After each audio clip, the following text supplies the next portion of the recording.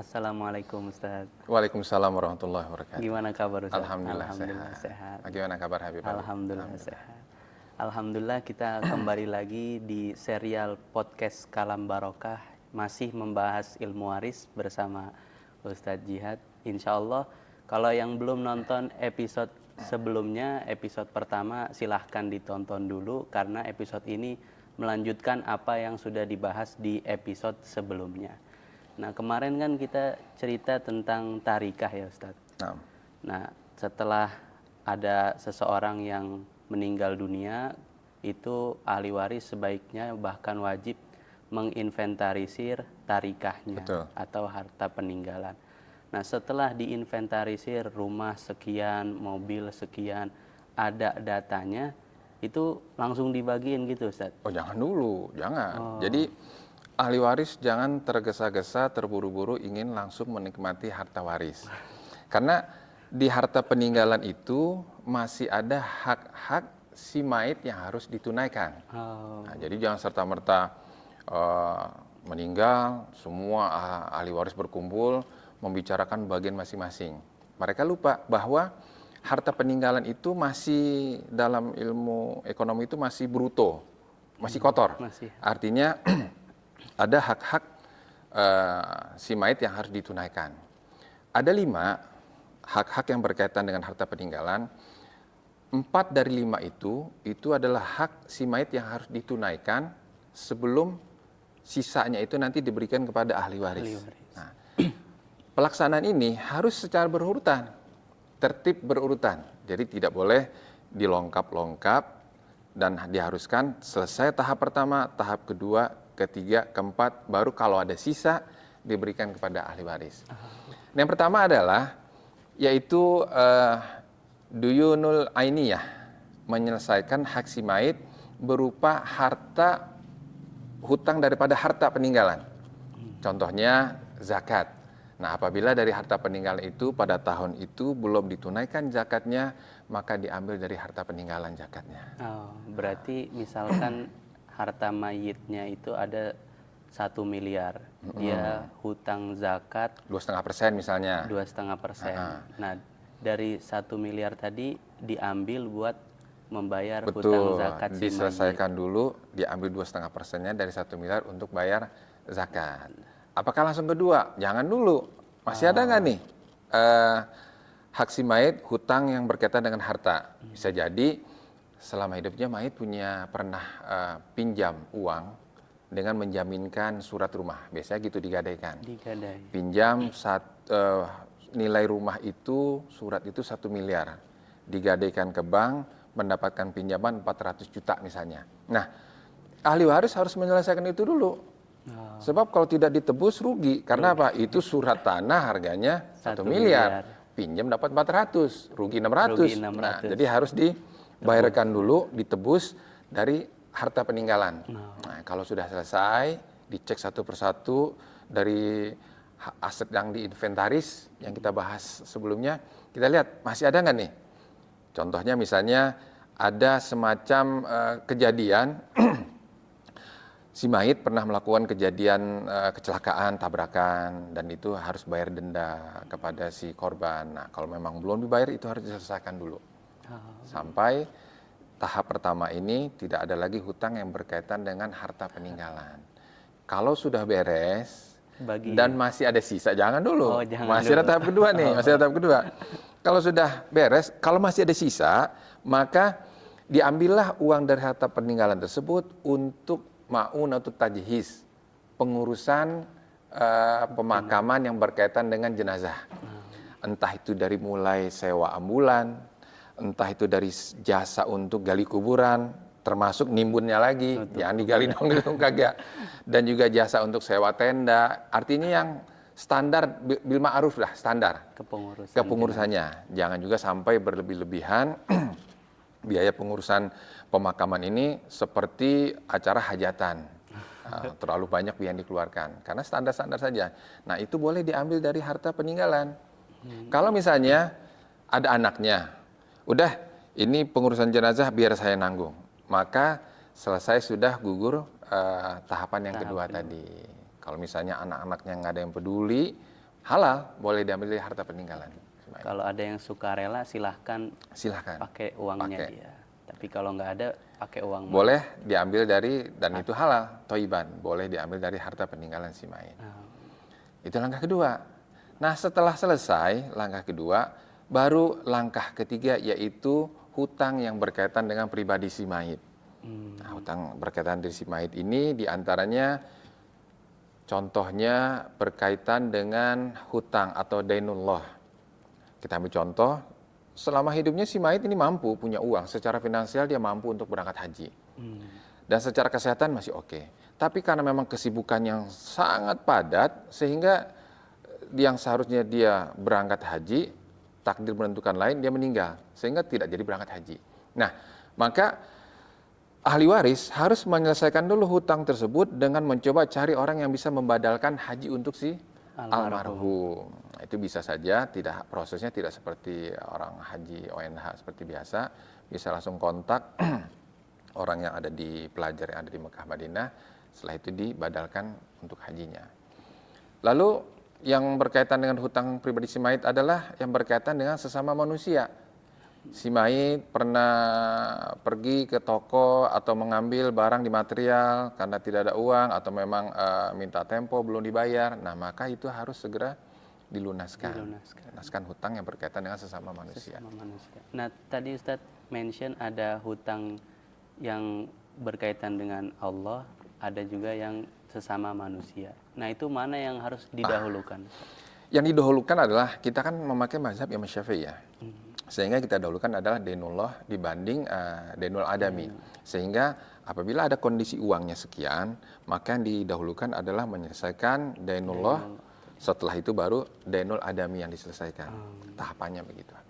Setelah selesai tahap 1, pindah ke tahap 2, kedua, pindah ke tahap 3 mengenai hutang. Terus tahap. Nah, yang ketiga wasiat. Nah, ini hutang. Hutang ini harus beres dulu nih. Entah itu dia memberikan pinjaman, atau mungkin ada yang memberikan dia pinjaman, itu harus diselesaikan dulu sebelum tahap yang keempat, wasiat. Kalau wasiat tadi, ketentuan-ketentuannya itu bagaimana, Ustaz? Wasiat tentunya ada syarat dan ketentuan yang berlaku. Tidak serta-merta almarhum itu dia memberikan wasiat, udah saya serahkanlah semua harta saya kepada kepentingan umat Islam misalnya. Karena saya punya anak satu-satunya, dan itu pun anak saya sudah berkecukupan lah. Nggak boleh. Karena memang ada syaratnya. Satu syaratnya adalah tidak boleh sepertiga dari harta peninggalan setelah dikurangi biaya yang pertama, yaitu hutang harta peninggalan, dan setelah dikurangi dengan biaya pengurusan jenazah, setelah dikurangi dengan hutang pribadi si mayit. Nah, dari sisa ini maka itu sepertiganya. Contoh, harta peninggalan ada 1 miliar. Ada 1 miliar, dan setelah 1 miliar itu dipakai untuk biaya pengurusan yang pertama, hutang yang berkaitan dengan harta peninggalan. Ditambah lagi dengan biaya pengurusan jenazah, ditambah lagi dengan hutang pribadi si mayit. Total kita anggap semuanya habis 100 juta. Sisa 900 juta. Maka yang boleh ditunaikan wasiatnya tidak boleh lebih dari sepertiga harta peninggalan tadi.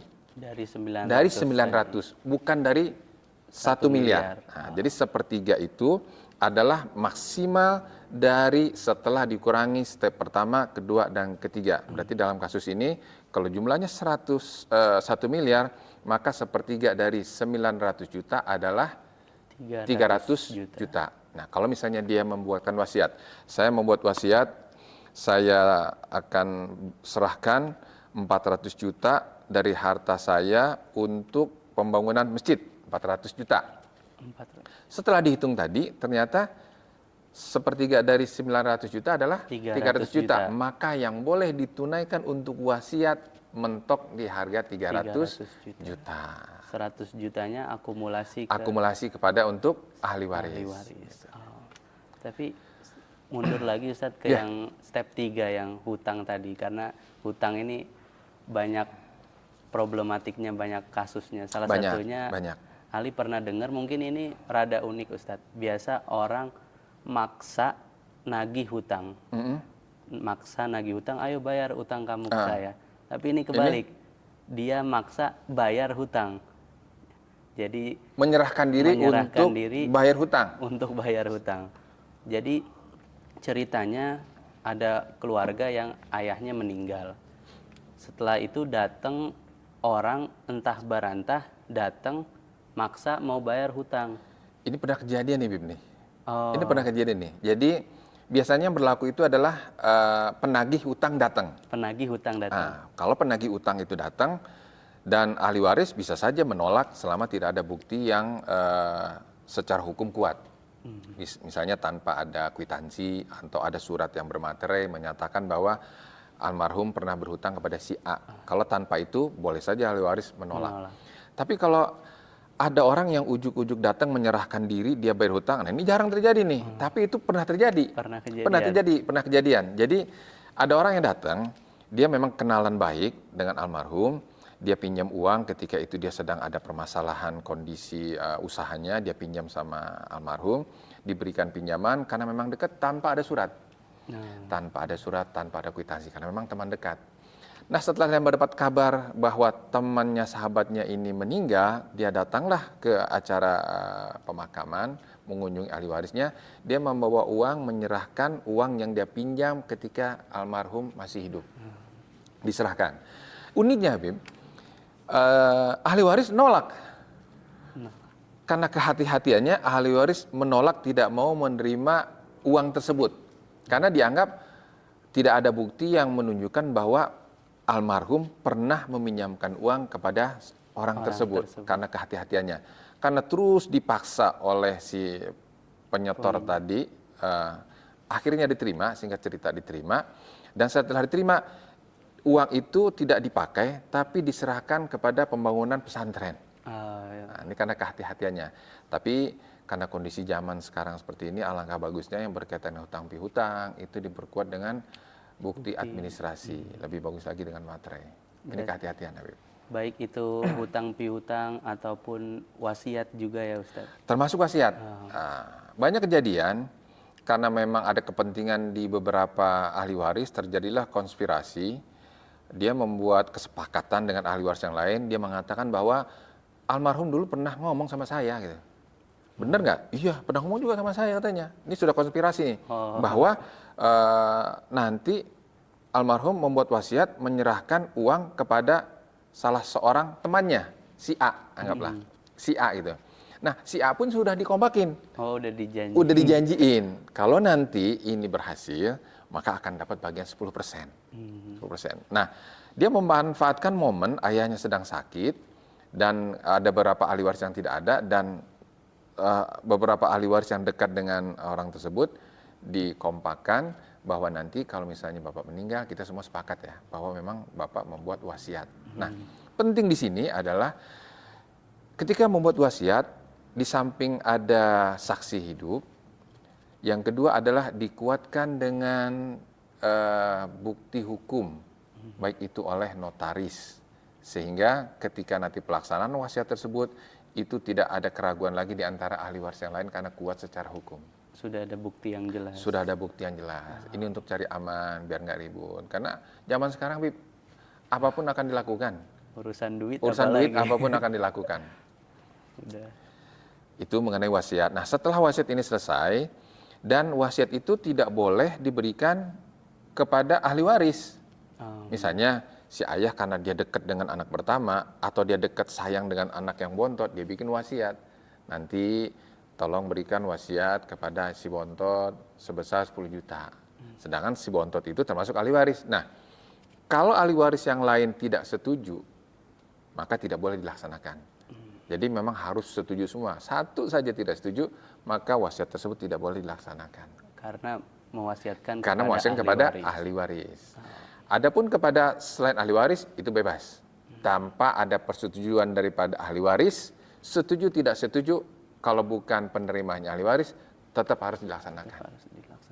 Tapi Ali pernah baca di salah satu firman Allah Subhanahu wa taala, kalau bunyinya itu min ba'di wasiyatin yusobiha Luar audain. biasa, luar biasa, luar biasa. Saling berkesinambungan antara firman Allah dan hadis Rasulullah SAW. Ada dua ayat berurutan, surat An-Nisa 11 dan 12. Di situ disebutkan di ayat 11 min ba'di wasiyatin yusi biha auden. Di ayat yang ke-12 min ba'di wasiyatin yusi nabiha auden. Terus diulangi lagi min ba'di wasiyatin tusu nabiha auden. Dan diulang lagi yang keempat min ba'di wasiyatin yuso biha auden. Sampai 4 kali. Apa hikmahnya gitu? Pasti ada hikmahnya. Tidak ada yang terjadi di muka bumi ini, pasti ada hikmahnya. Di ayat tersebut diawali dengan melaksanakan disebut kalimat wasiat dulu, baru setelah itu hutang. Dan itu berulang-ulang. Apa hikmahnya? Hikmahnya adalah ini sebagai tanbih. Karena orang suka tasahul menggampangkan masalah wasiat. Kalau hutang, pasti ada yang nguber. Ada yang nagih. Ada yang ngejar, ada yang nagih. Tapi kalau wasiat, ahli waris diam-diam aja. Si penerima wasiat nggak bakalan tahu. Nah, supaya tidak ada tasahul menggampang-gampangkan atau meremehkan masalah wasiat, maka disebutkan di awal. Baru setelah itu disebutkan bayar hutang. Namun, berdasarkan daripada hadis yang diriwayatkan oleh Imam Turmuzi, dikatakan, Serina Ali karamallahu wajhahu mengatakan, innakum lataqra'una hadhil ayah min ba'di wasiyatin yusi biha auden. Inna Rasulullah sallallahu alaihi wasallam qada den ba'dal wasiyah. Dan Rasulullah membayar hutang baru setelah menunaikan hutang, baru setelah itu melaksanakan wasiat. Nah, dalam pelaksanaannya adalah hutang dulu dibereskan. Baru setelah hutang beres baru wasiat. Namun di ayat Al-Quran, wasiat dulu disebutkan, baru setelah itu hutang. Hikmahnya adalah supaya sebagai tanbih, dan juga supaya tidak tasahul kepada ahli waris menggampangkan masalah wasiat. Nah, ini yang harus kita sampaikan kepada masyarakat, karena kalau wasiat itu, orang lain nggak akan tahu, si penerima nggak tahu kalau memang dia akan menerima wasiat. Sehingga terus diulang-ulang penyebutan wasiat di awal setelah itu bayar hutang. Berarti kalau bisa kita simpulkan dari awal, step-stepnya itu yang pertama inventaris harta. Sebagaimana yang kita bahas pertemuan sebelumnya, inventaris dulu semuanya, karena itu berkaitan dengan yang tahap pertama, yang kedua, ketiga, dan yang keempat. Setelah inventaris, tunaikan hutang harta tadi. Yang berkaitan dengan harta peninggalan. Kemudian boleh diambil untuk biaya kepengurusan jenazah. Terus hutang personal baik sesama manusia ataupun kepada Allah Subhanahu wa Ta'ala. Lebih didahulukan kepada Allah dulu, baru setelah itu kepada manusia. Baru yang keempat wasiat. Setelah ini ada tahapan lagi atau dibagikan? Kalau masih ada sisa. Kalau masih ada sisa, baru kita bahas masalah ahli waris. Nah, jadi jangan di masyarakat ini udah ribut aja. Udah ribut, tabu membicarakan masalah waris. Ini bukan membicarakan masalah kalian akan menerima waris, bukan. Kita ngebahas, kita tunaikan dulu hak-hak si mayit. Ada 4 nih. Jadi yang di masyarakat pikirkan itu adalah bagaimana ahli waris ini menerima waris. Jangan dibahas itu, karena dianggap tabu. Nah, sebenarnya harus kita bereskan dulu adalah kita bahas, selesaikan 4 hak yang berkaitan dengan si mayit. Baru setelah itu bagian ahli waris. Kalau ada sisa. Kalau ada sisa, baru mulai dibagikan sesuai dengan ketentuan-ketentuan yang akan kita pelajari. Akan kita bahas pada pertemuan berikutnya. Ini panjang, Bib. Berapa ahli waris yang akan menerima bagiannya, apakah dia mendapatkan setengah, 1/4, 1/8, 1/3, 2/3, apakah dia menjadi asopa, apakah tidak. Masih panjang nih, masyarakat harus tahu. Walaupun tidak hafal, paling tidak masyarakat nanti ketika kejadian orang tuanya meninggal, dan dia sudah mengetahui nanti dia akan mendapatkan bagian sekian berdasarkan dia pernah mempelajari ilmu waris, dia nggak kaget. Emosi dan nafsunya nggak dikedepankan, karena dia, oh ya ternyata memang bagian saya begini menurut syariat. Nah, kalau ini bisa disampaikan ke masyarakat, jadi masyarakat sudah siap dulu. Kalau nanti suatu saat ada yang meninggal dari kalangan keluarga saya, saudara saya, sehingga saya sudah siap menerima sesuai dengan hukum yang telah Allah sampaikan berdasarkan daripada ilmu waris ini. Ilmu waris tadi. Jadi nggak pengen buru-buru Ngapain buru-buru? dan terima sesuai dengan hukum syariat. Syariat. Tidak berdasarkan daripada keinginan hawa nafsu dan kepentingan. Karena mentang-mentang dia anak paling gede, dia mentang-mentang anak yang paling banyak berperan di keluarga, akhirnya dia membuat keputusan sendiri. Ya sudahlah, ini harta waris kita bagi rata aja. Nah, yang penting yang lainnya pada kompak, yang penting pada mufakat nih, kita bagi aja sama rata, nggak boleh. Nah, itu bagi rata itu tema. Tema yang akan kita bahas pada pertemuan berikutnya, insya Allah kalau kita diberikan nikmat sehat, Amin. nikmat iman. Insya Allah kita lanjut, Habib. Alhamdulillah, terima kasih banyak Ustadz Sama-sama. atas apa yang tadi disampaikan. Insya Allah apa yang Ustadz sampaikan bisa bermanfaat buat kita semua dan kita lebih aware, lebih semangat lagi untuk mempelajari ilmu waris. Mungkin sekian, kurang lebihnya mohon maaf. Wassalamualaikum warahmatullahi Warahmatullahi wabarakatuh.